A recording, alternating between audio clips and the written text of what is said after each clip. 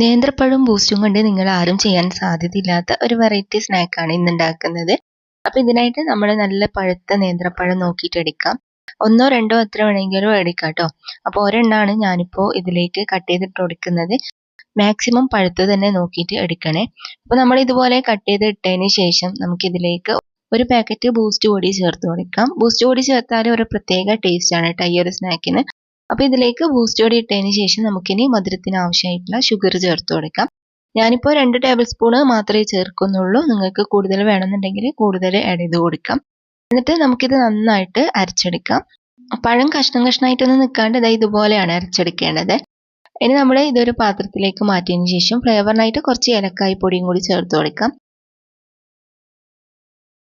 പിന്നെ ഞാനിതാ 1 കപ്പ് റവ എടുത്തിട്ടുണ്ട്. റവ വറുത്തതോ വറുക്കാത്തതോ ഏതായാലും എടുക്കാം.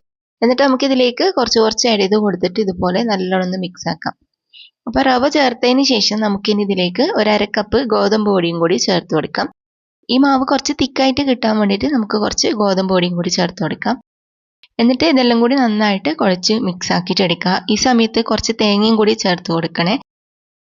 1/2 കപ്പ് തേങ്ങയും കൂടി നമുക്കിതിലേക്ക് ആഡ് ചെയ്ത് കൊടുത്തിട്ട് നല്ലോണം കുഴച്ചെടുക്കാം. ചപ്പാത്തി മാവിൻ്റെ ഒന്നും അത്ര ടൈറ്റ് ആക്കണ്ട കേട്ടോ. കുറച്ച് ലൂസായിട്ട് ഇതുപോലെ കുഴച്ചെടുക്കാം.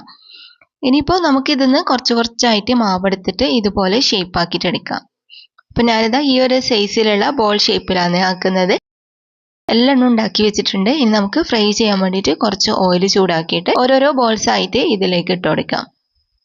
എണ്ണ നല്ലപോലെ ചൂടായി കഴിഞ്ഞാൽ നമ്മൾ ഇതിലേക്ക് ബോൾസ് ഇട്ട് കൊടുത്തിട്ട് ലോ ഫ്ലെയിമിൽ ഫ്രൈ ചെയ്തിട്ട് എടുത്താൽ മതി. എന്നാലേ ഇതിൻ്റെ ഉൾഭാഗം നല്ലോണം കുക്കായിട്ട് കിട്ടുള്ളൂ. അപ്പോൾ നമ്മൾ തിരിച്ചും മറിച്ചെല്ലാം ഇട്ടിട്ട് ഇത് ഫ്രൈ ചെയ്തിട്ട് എടുക്കാം.